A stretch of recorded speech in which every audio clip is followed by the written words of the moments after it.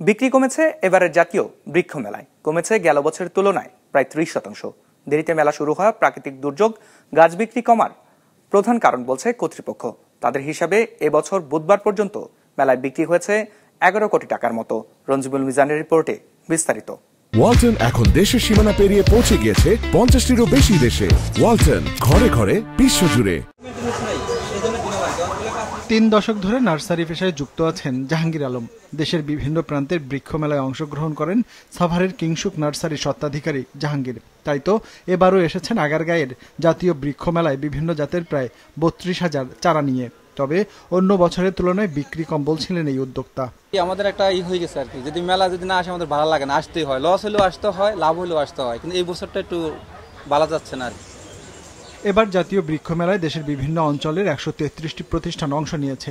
এর মধ্যে সরকারি প্রতিষ্ঠান রয়েছে 6টি, যারা ফলদ, বনজ, ঔষধি, ফুল আর শোভাবর্ধনকারী বিভিন্ন রকম গাছের চারা ও কৃষি উপকরণ নিয়ে এসেছেন। বিক্রেতারা বলছিলেন ছাদ বাগানের গাছের চাহিদা বেশি মেলায়। বেশি বিক্রি হয়েছে দেশি ফল আর ঔষধি গাছও। কাস্টমারের চাহিদা বেশিরভাগই ফলের গাছ, বাইরের ফলগুলা যেগুলো আছে ওগুলা, তারপরে দেশি ফল যেগুলো আছে এগুলো চলে। নিম, অ্যালোভেরা, হরতকি, অশোক, নিশিন্দা ঔষধি গাছেরও চাহিদা বাড়ছে। ছোট গাছ বেশি বিক্রি হয়, বড় গাছগুলো তেমন বিক্রি হয় না। মেলার পরিবেশটাও মন ভালো হওয়ার মতো। তাই তো শিশু থেকে বৃদ্ধ সব শ্রেণী পেশার মানুষের আনাগোনাও ছিল বেশ। এক জায়গায় হরেক রকম গাছ পেয়ে উচ্ছ্বসিত ক্রেতারা। তবে দাম নিয়েছিল মিশ্র প্রতিক্রিয়া। মেলাতে তো অনেক ভ্যারাইটি পাওয়া যায়, নিজের পছন্দ মতো যেটা কেনা যায়। মেলায় ঘুরতেও ভালো লাগে, সব রকমের গাছ দেখা যায়। যেহেতু এক্সট্রাঅর্ডিনারি কিছু গাছ পাওয়া যায় এবং বিভিন্ন অফারও আছে শুনেছি, যার কারণে আমার এই বৃক্ষ মেলাতে আসা। মেলার তথ্য কেন্দ্রের দেয়া হিসাবে 2015 সালে জাতীয় বৃক্ষ মেলায় 8.5 লাখের মতো চারা বিক্রি হয়েছিল। টাকার অঙ্কে বিক্রির পরিমাণ ছিল 3 কোটি টাকা।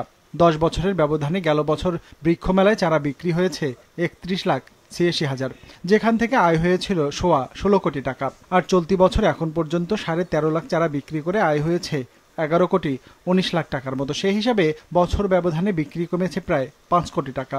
ওভারঅল বলবো যে মেলার বিক্রি কিন্তু ভালোই, লোক সমাগমও তেমন কম বলবো না, যে গতবারের তুলনায় যদি আমরা এখনো হিসাব করি মানে সমানে সমান।